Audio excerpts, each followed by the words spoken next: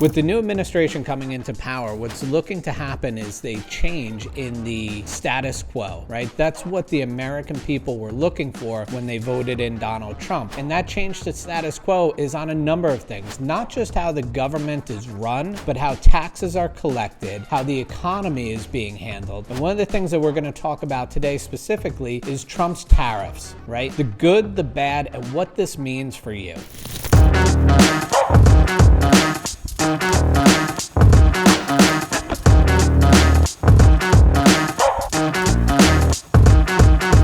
So with Trump proposing tariffs on already, and he's not even into office yet, but he's already proposing tariffs on Canada, Mexico, China, other trading partners throughout the world. And some people are like, well, why is he proposing tariffs on the US's local trading partners? And what does this really mean? Because there's a lot of misconception around what these tariffs actually are. The main goal in the way that Trump is using tariffs today is to get our trading partners to do something.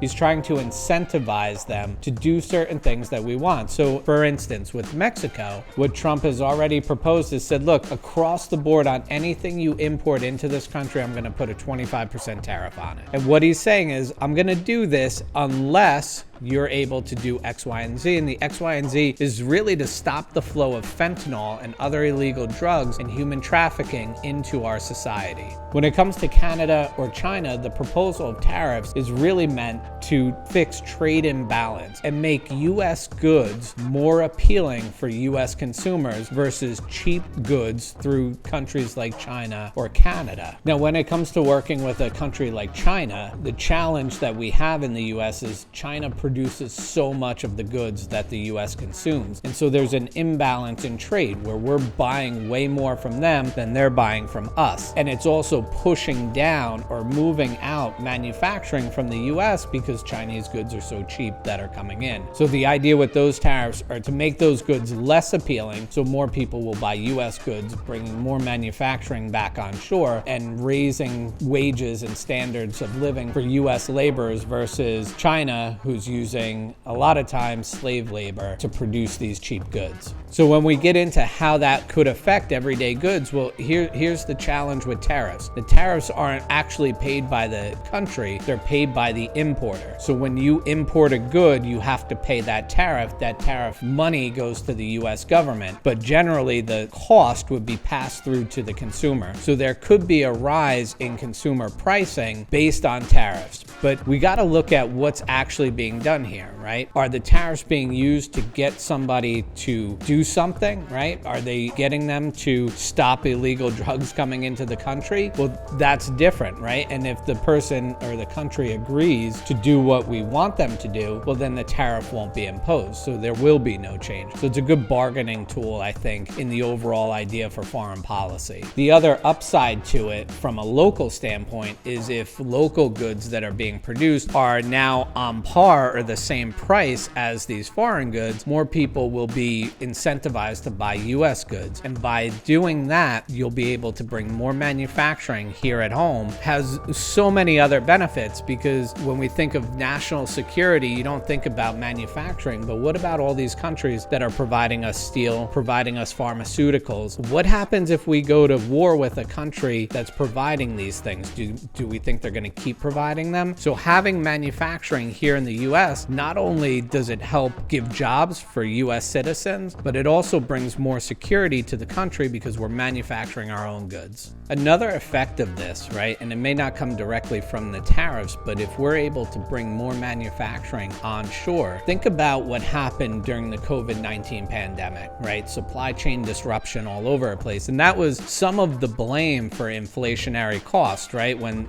administrations were saying that inflation was transitory, they were saying, well, it was supply chain disruption that was bringing up all these costs. But what we saw is that's not necessarily true because those high costs continued on. But having manufacturing here will help with supply chain disruption. Having more of the goods here, having less area for this stuff to travel will help with the overall supply chain for the country. This could also lead to big job growth, not just in the manufacturing sector, but also in the supply chain, logistics, delivery of all these different goods that are being manufactured here. Now, the big question is, will these tariffs actually be enforced? And there's historical precedence for this, right? When Trump was in office for the first administration, he did threaten a lot of tariffs, but those tariffs got countries to move on issues that he wanted them to move on that were beneficial to us here in America. So he never actually had to implement those tariffs, but long-standing, there have been tariffs that he did implement on China that have remained in effect, and what he's looking to do is potentially add more tariffs to that. There's also historic precedents on tariffs and how they've worked throughout the way that we've collected taxes. If you look back prior to 1913, we did not collect an income tax from US citizens. So your wages were never taxed. The way that we funded the government was through tariffs. But when wars happened, they would selectively institute an income tax, 2%, 3%, and that income tax would help fund the war. And when the war debt was paid off, they'd go back to no income taxes. This is something that Patrick Bet-David broke down in a video that you should really check out, because the idea was not just around tariffs, but how tariffs could be a key feature in us getting to a zero income tax